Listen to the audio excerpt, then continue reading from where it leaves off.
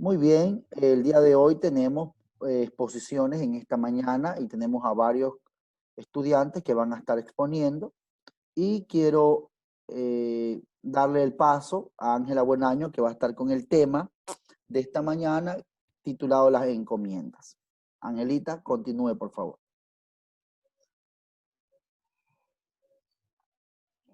Buenos días, hermano, compañeros. La encomienda. Como gran encomienda es un sistema económico y social. Esto fue utilizado por los españoles y esto trataba de la asignación de indios para el trabajo de las tierras, el trabajo forzado y los tributos. Este fue un instrumento que utilizaron los españoles para marcar su dominio, ya que ellos habían conquistado establecerse y consolidarse aquí en la... Fue un instrumento también de la corona para contribución de los españoles. Aquí contribuido para las conquistas, la corona decidió darles indios o tributos de las tierras para que ellos puedan tener a su disposición. Para esto habían dos tipos de encomiendas. Uno es el tributo y otro es el servicio personal. Cuando se habla de tributo, le está diciendo que eran metales, ropas, animales, maíz, todo lo demás, que se les daban a los españoles, aquellos que habían contribuido, como les dije, a la conquista, y no solo a ellos, sino que también fueron avanzando a los demás, a los que llegaban acá, a América. El servicio personal trataba de, obligatoriamente, a los indios, era un grupo de indios que se a un encomendero, en este caso un encomendero, que les llevaba al servicio doméstico, agricultura, ganadería. Muchos de estos indios también contribuyeron en muchas cosas para los españoles, como el trabajo y la construcción de los barcos y los ingenios del azúcar. Pero luego de esto dice que también hubieron críticos de la encomienda. En estos estuvieron Fray Montesino y el Fray Bartolomé de las Casas. Montesino fue un español, un fray, que junto con Pedro de Córdoba se unieron a Bartolomé de las Casas. Bartolomé de las Casas era un encomendero que a sus 30 años decidió, por decirlo, ponerse en oposición públicamente sobre el trabajo y el trato que se le estaba dando a los indios. En 1500, con las leyes de los Burgos, trató de dar pauta que estos tengan un mejor trato y se disminuya la carga de los indios. Pero sin embargo no se dio esto, sino que aumentaron la esclavitud y todo lo demás. Ya en 1542 fue cuando se dio la abolición de esta encomienda, como súbditos de la corona. Tenían otras limitaciones y ya el pago de sus tributos eran menores. Ya es por definitivo la abolición de todo esto, aunque se dice que fueron recusiones en eso. Gracias. Muy bien, gracias Angelita por su exposición con respecto a la encomienda. El otro tema estaba a cargo del señor Iván Yaguno. Cierre su micrófono, Angelita, si lo tiene abierto. Iván Yaguno, active su micrófono, por favor. Buenos días, profesor, dígame. ¿Cómo está? Su exposición, joven. Muy bien. ¿Me puede aceptar que voy a entrar desde la computadora? Porque el día de ayer le estaba intentando. Usted vio la hora, a qué hora le mandé el último mensaje. Igual no se mandaba. Vamos a ver no si se envió. Vamos a ver si se puede. A ver, intente compartir, por favor. Espérame. 7, 8, 7, 7, 5, 5, 7. 5, 9, 0, 7, 8. 7, 8, 1.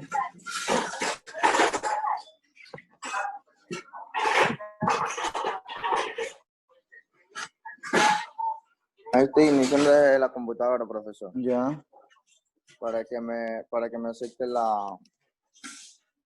la clase. ya. Ya estás aceptado, ya te he abierto los permisos para que puedas compartir. Ok, entonces voy a salir de aquí para poderles impartir mis...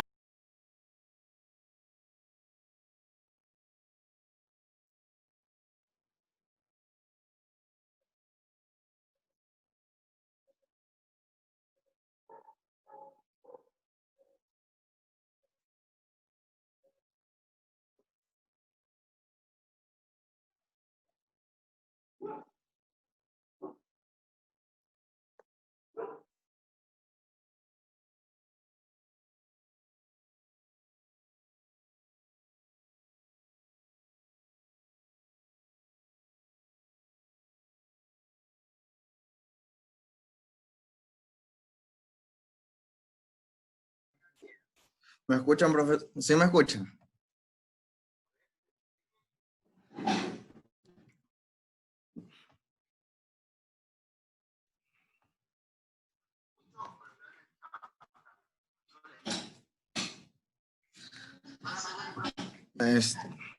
Bienvenidos a la clase de historia. Con el tren de saber vamos a ver lo que es la encomienda. ¿Qué consiste la encomienda? No en qué consiste. El significado de la encomienda es un encargo o petición que una persona hace a otra de que realice determinada tarea. Ese es el significado de la encomienda.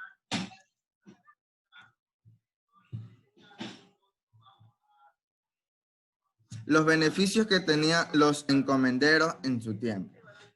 Número 1. El encomendero recibía parte de las tierras del indígena o al menos una porción de los cultivos. Número 2. El encomendero podía cobrar cualquier tipo de impuesto o alcabala al indígena, según su conveniencia.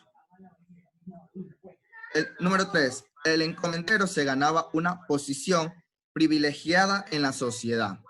Número 4. Los encomenderos eran reconocidos por la corona y a cambio recibían más tierras y más indígenas a su servicio. ¿En qué consistía la encomienda en sí? Consistía en la entrega de un grupo de indígenas a un español, a veces comunidades enteras por parte de la corona, para que los evangelizara. El contrato de la encomienda permitía a los encomendadores castigar físicamente a los indígenas cuando no respondía a su exigencia. O sea que le daban una orden y no obedecía y eran físicamente castigados a sus exigencias de evangelización. Los indígenas sufrían, pues vamos a ver si sufrían. Dice, los abusos por parte de los españoles transformaron la encomienda en un sistema de trabajo forzoso, en condiciones de explotación. ¿Por qué será?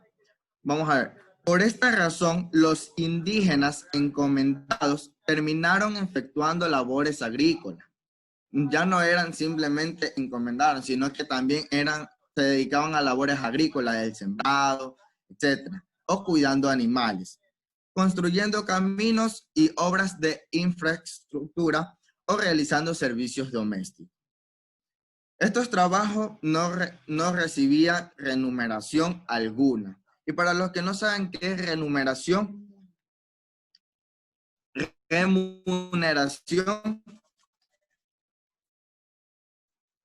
es cantidad de dinero o cosa que se da a una persona como paga por un trabajo o un servicio. ¿En qué momento podían dedicarse a trabajar para producir lo que necesitaban para vivir? Pues no tenían mucho tiempo. No tenían tiempo porque era un trabajo forzoso y era de explotación. O sea que estaban ahí dando lo máximo de ellos. Me despido, no sin antes dejarle una frase que dice así: a veces se gana, a veces se pierde, pero siempre se aprende. Y hasta la próxima. Espero que les haya gustado.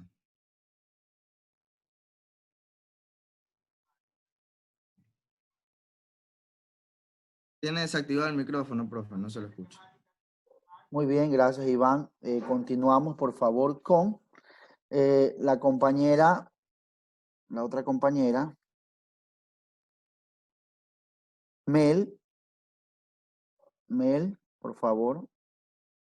Hemos terminado con los dos temas que les tocó a los compañeros, que fue el tema de la encomienda. Vamos a darle la participación a la señorita Mel para que ella nos esté exponiendo sobre el tema,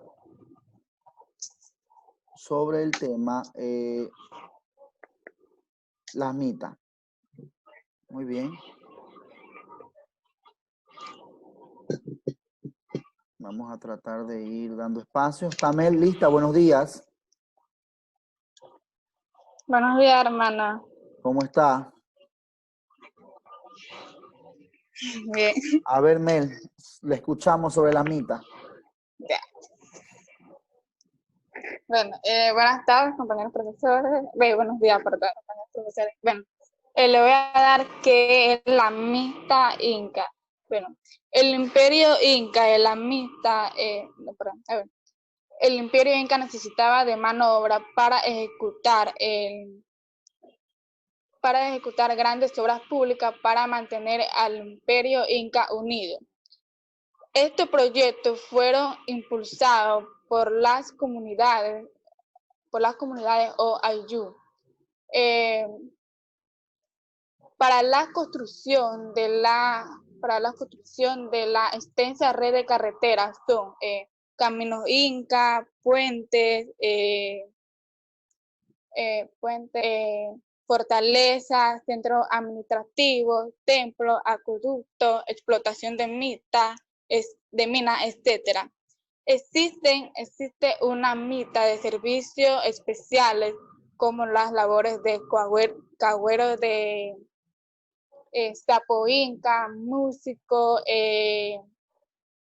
chasqui, danzante, guerreros del ejército, mujeres para los atlahuasi, etc. El segundo es la inca elaboraron de manera creativa un sistema persistente de no solo la mita, sino también el intercambio del objetivo de veneración religiosa de los pueblos que conquistó y anexo.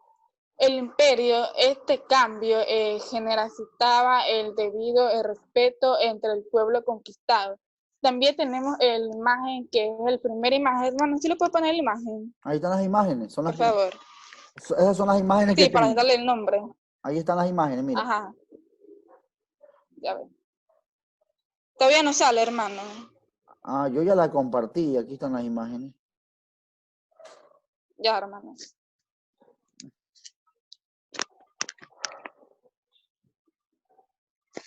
Aquí está la primera imagen donde están unos hombres cargando. Ajá. Ahí está la primera Ya, imagen. el primer imagen es mita de Abrajera. Ya, el segunda imagen es el legado español los entrega de la mita. Ya. Y el tercer imagen es la mita de plaza. Ya, y el cuarto imagen es la mita incana. Ya, eso es todo. Muchas gracias, hermano. Gracias. Gracias. Muy bien. Gracias, Mel, por su participación. Muy bien. Y por último tenemos al señor Luis Guamán. Vamos a ver al señor Luis Guamán. Ya va a estar listo el señor Luis Guamán.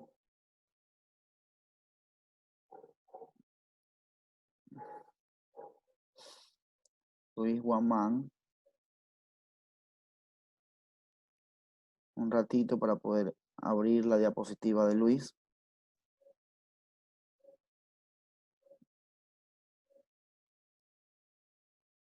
A ver, Luis, Guamán. Su micrófono está activado, por favor, Luis. Buenos días. Buenos días, hermano. Ya le voy a compartir.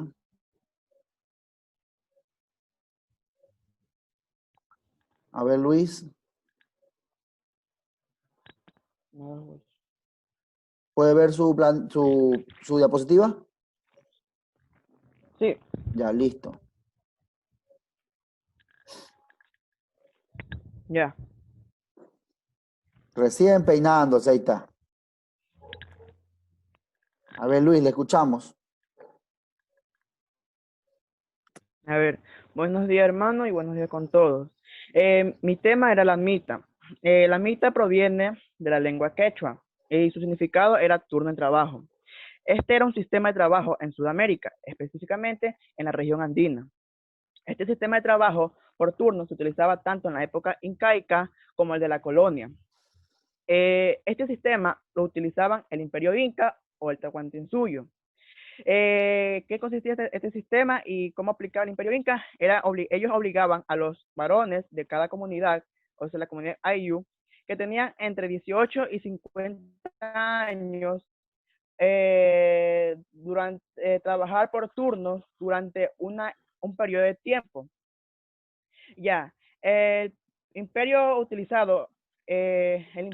Inca utilizaba a una enorme cantidad de población a trabajar para la construcción de caminos, de puentes, templos, etcétera, o obras públicas del gobierno y la minería. Ya, una de las características de la mita es originario de los pueblos aborígenes de la región andina. La segunda, que se mantuvo hasta después de la colonia. El tercer punto, luego se diversificó a la ganadería, agricultura y minería. Ya, las mitas se desarrollaban en cada pueblo a lo largo del territorio en un tiempo determinado. Ya esto dependía del mismo pueblo y ellos mismos llamaban a los indios para realizar los trabajos.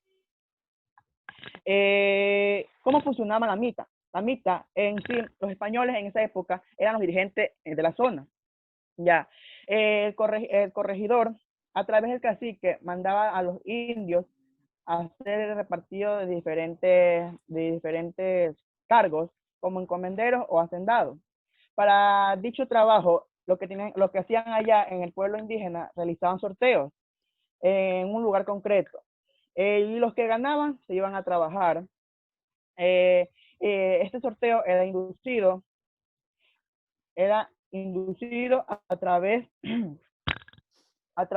y fuera de la comunidad para así trabajar en un tiempo determinado.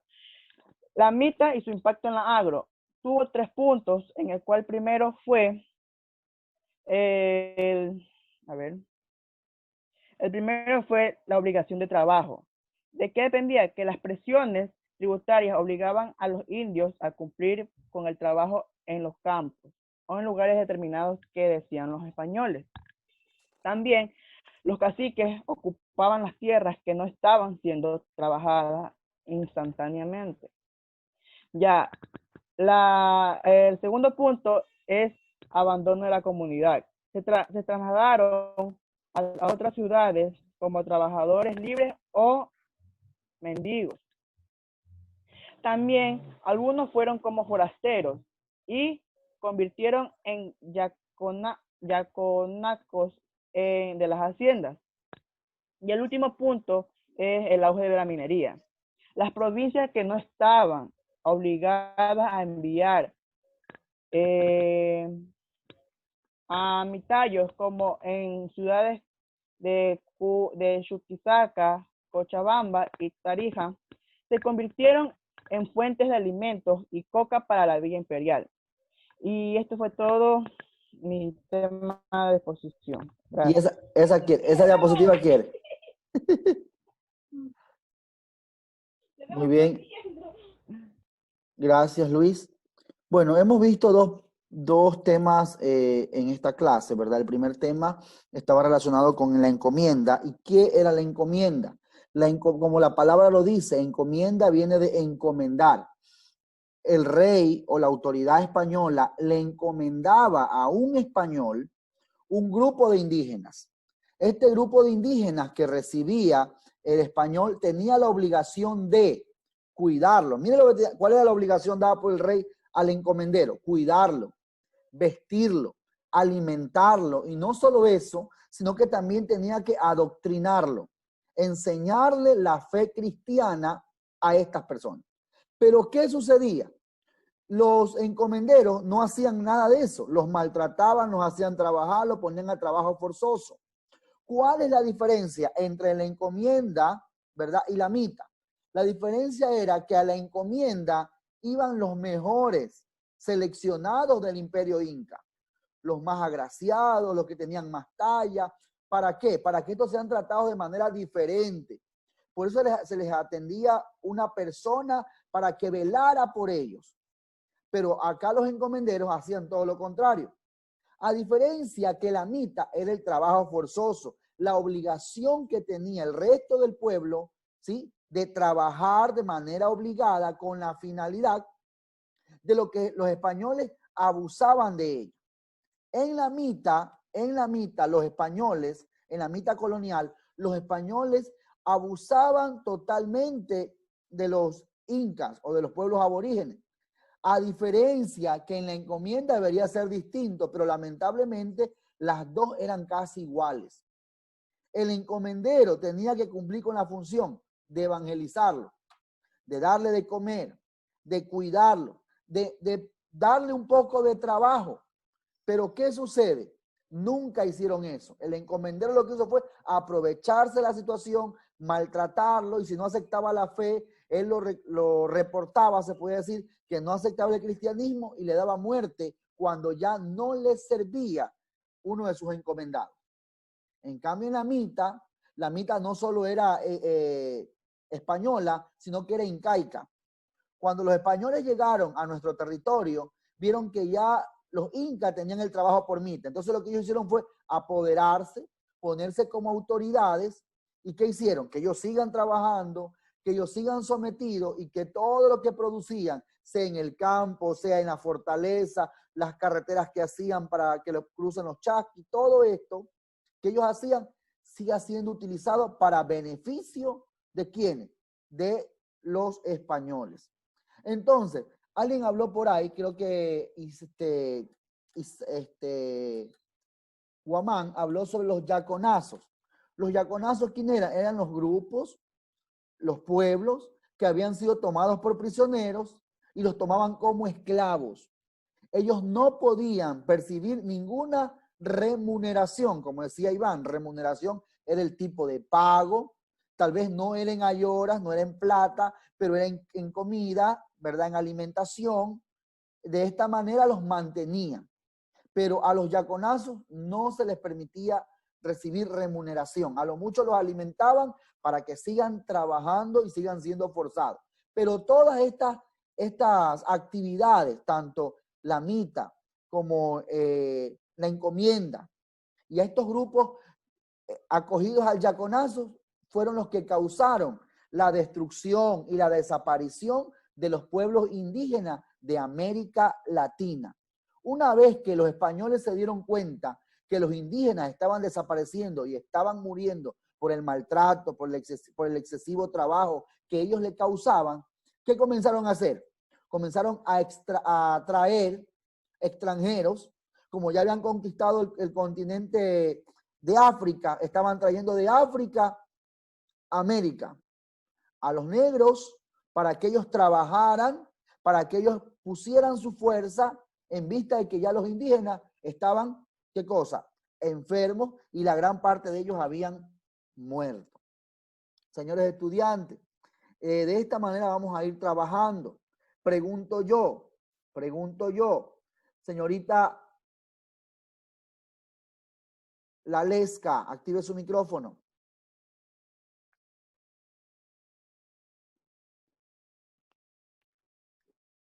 Lalesca, active su micrófono. Buenos días. Lo escucho, hermano. Buenos días. Buenos días. ¿Cómo ve usted esta acción tomada por los españoles a inicios de la conquista? Mm, pues por parte un poco injusta con los indígenas, porque, o sea, casi los indígenas tenían muchos derechos. No Esa es mi, no mi tenían forma. derecho. Ese es mi punto de vista. Entonces, como que ante los ojos de los españoles, los indígenas no valían nada. Ok, gracias. Pregunto para, deje que se active la cámara. Para la estudiante Enma Carranza.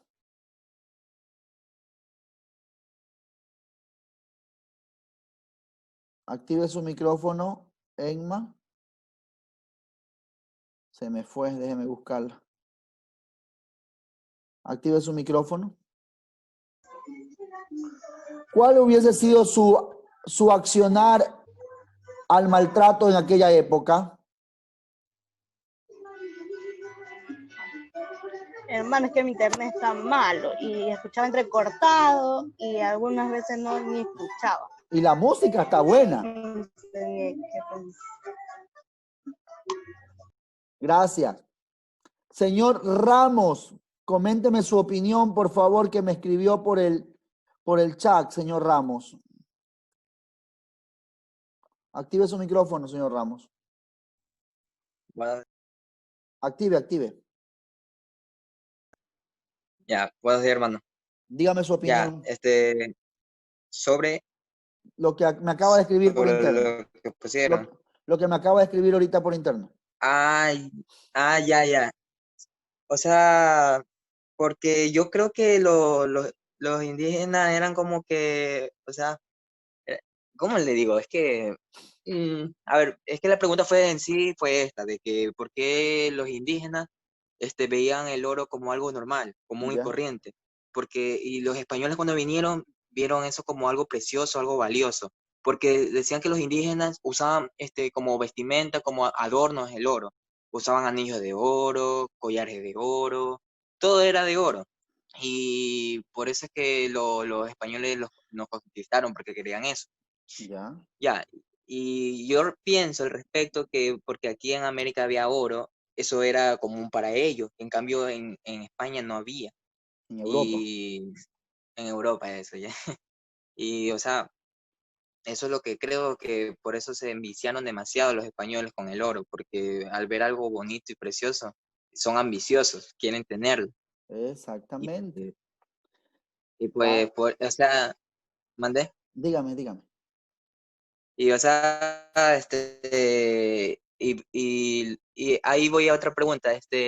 ¿Los españoles pudieron llevarse todo el oro de aquí? Ya, muy bien, ya le contesto. No, cierto. Ya le contesto, No, ya porque, le contesto. bueno, Ok. ya, ¿y cómo se llama? Y otra cosa. ¿Por qué a las mujeres así la veían como objeto sexual los españoles? Ok, ya le contesto. Muy bien, las preguntas con respecto a las que me ha hecho Ramos. Primero, ¿por qué veía a las mujeres como objetos sexuales? Recordemos que cuando los españoles llegaron aquí, el primer barco español o los primeros españoles que llegaron con Cristóbal Colón era un conjunto de presos que habían estado en España. Y todas estas personas que llegaron al nuevo continente, al mirar a las aborígenes, no le digamos indias porque no llegaron a las Indias orientales, a las aborígenes, obviamente que sus ojos, humanamente, carnalmente, ellos estaban deseosos de mujeres. Se habían estado presos y estar ni sé cuántos meses en el mar. Imagínense usted, lo primero que hicieron es venir y violar a las aborígenes. Segundo, lo que decía el señor Ramos con respecto al oro. Bueno, ella es verdad. Los aborígenes o los incas no miraban el oro como algo material costoso porque ellos no lo sabían. Lo que ellos pensaban es que el oro simplemente era la sangre del dios Sol. Por esta razón es que ellos trataban de venerar tanto al Inca y a su familia, que eran los descendientes del dios Sol, ¿verdad? O los hijos del Sol, con oro. Y también hacían que en sus templos haya estos utensilios y cosas elaboradas de oro. Lamentablemente, esa era la situación. Dice acá Gabriel, el oro en América está en el Vaticano. Tienes un 75% de razón, Gabriel. ¿Por qué razón? Bueno, primero hay que aclarar algo. Cuando los españoles se llevaron los barcos de oro, varios cronistas dicen que los barcos eran tan pesados que incluso 2 de esos barcos tuvieron que naufragar en medio del mar y se hundieron. Pero que hay que aclarar, que como los aborígenes no sabían que el oro tenía valor en Europa, ellos mezclaron el oro con cobre, con bronce, con estaño, y no era un oro puro. Cuando los españoles llegaron aquí, miraron el oro, se quedaron cautivos, se quedaron anonadados de observar la cantidad de oro, cómo estaba en las diferentes partes, más que todo cuando hablamos de México. Dice que en el templo donde se encontraba Montezuma, él se había dado cuenta de que en este lugar había gran cantidad de oro. Esta cantidad de oro, él la escondió por lo mismo, porque se dio cuenta de la ambición de los españoles. Cuando ellos se llevaron el oro a Europa, lamentablemente todo ese oro no era oro puro. Era un oro mezclado, ¿sí? Era un oro mezclado ¿con qué? Con plata, con bronce, con cobre, con diferentes materiales preciosos, pero ellos lo fundían y elaboraban las piezas. Una vez que los españoles se asentaron completamente y comenzaron a trabajar la colonia, ahí ya comienza la explotación verdadera. Ya no permitían que el oro sea fundido, sino que tal como lo sacaban de la naturaleza, se lo llevaban. Ahora, lo que decía Gabriel, gran parte de ese oro se encuentra ¿dónde? En el Vaticano. ¿Por qué razón? Un 70% le daba de credibilidad a lo que dijo él. ¿Por qué razón? Porque para aquel entonces, quien se apoderó, quien tuvo mayor amplitud en esa área, recordemos que la iglesia estaba ligada al Estado. Los dos eran una sola fuerza y se dividían las riquezas entre ellos, entre el Estado y entre la iglesia. Entonces, por esa razón es que el Vaticano tiene una valoración inmensa de oro. Dice que con todo el oro que tiene el Vaticano podíamos acabar la miseria y el hambre en el mundo 2 veces seguido. O sea, extremadamente ricos. Muy bien, hasta ahí nos vamos a quedar, señores estudiantes. Un pequeño resumen de 5 a 10 líneas como máximo, ¿sí? Para el día, por favor, para el día de hoy, hacerlo llegar hasta las 6 de la tarde. Que Dios les bendiga. Hasta la próxima clase, señores estudiantes. Bendiciones, gracias a los que expusieron.